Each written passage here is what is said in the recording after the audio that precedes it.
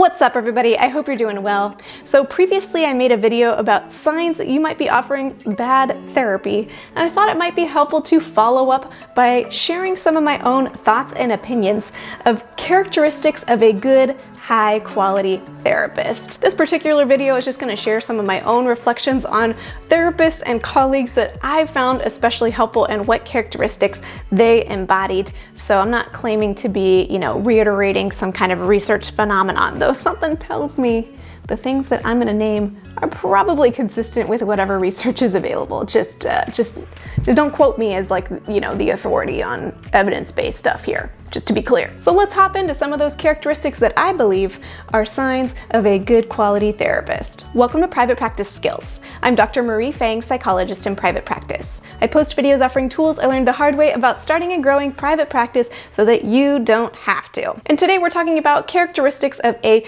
high quality therapist, which certainly applies to those of us in private practice, but I also imagine this video might be helpful for those of you who are considering whether you want to become a therapist, or maybe you're looking for a therapist for yourself and wondering what sorts of qualities to look for. So let's hop into some of these qualities. Now, the first characteristic hopefully goes without saying and is the most important characteristic, and that's that the therapist needs to actually care about their clients and offering good, high quality care.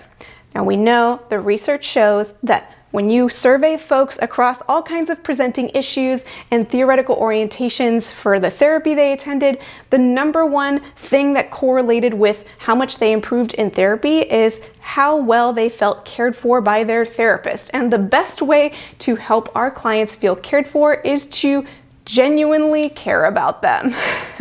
Imagine that. Now, the next characteristic, in my opinion, of a high quality therapist is someone who holds integrity in the highest regard. And by integrity, I mean that whatever actions are happening in the privacy of the therapy room are in alignment both with what that therapist values internally, as well as who that therapist wants to be to the sort of public outside world. Of course, we all know that one of the most essential tenets of therapy is that it is confidential, and that is a required component of the equation in order for it to be a safe space. However, because it's confidential, it also creates an opportunity for some really icky stuff to happen.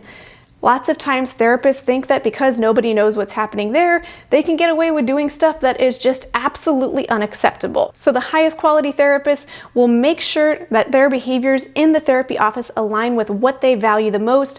And, if there were no such thing as confidentiality and the whole world could see what they were doing, they would still feel proud of and stand by what they're doing. And a really great way to sort of circumvent that, because it is a confidential space, is to make sure you seek consultation when in doubt, that you get support. And that's a way to kind of access safety while maintaining confidentiality. And another characteristic that I see in really high quality therapists is a genuine curiosity about other people. It's not just like, I want to help you, I'm here to fix things.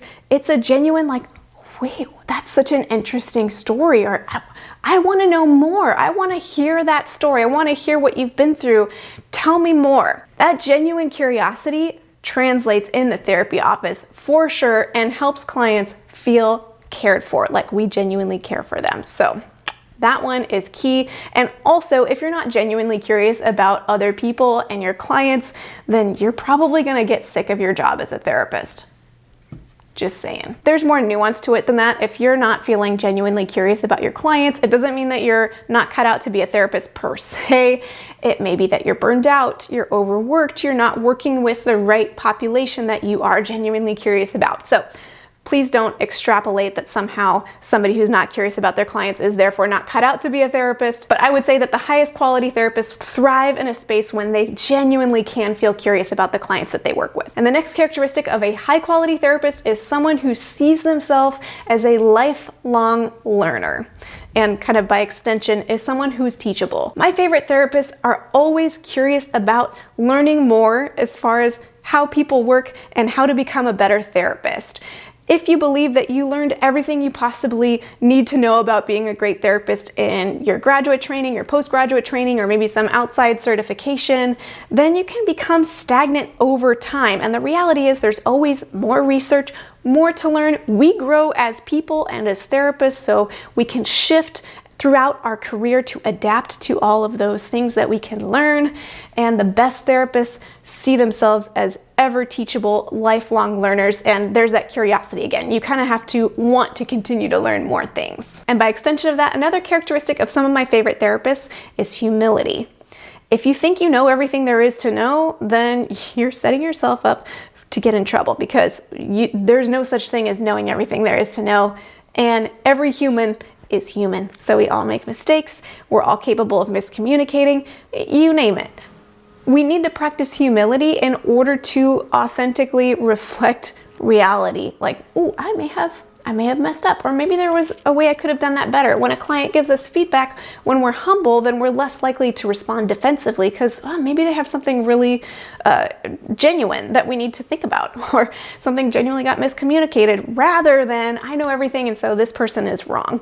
Ooh, that circles back into what we talked about at the beginning about our clients need to feel cared for in order for therapy to be effective. And if we're not humble, it's really difficult for clients to believe that we genuinely care about them. And though there's a lot more characteristics I could name, I'm just gonna name one more characteristic of a high quality therapist, and that's flexibility. And by flexibility, I don't necessarily mean that like, oh, I don't really want to see clients in the evenings, but I guess I'll do it anyway, or I don't really want to slide my sliding scale down that low, but I guess I'll do it anyway.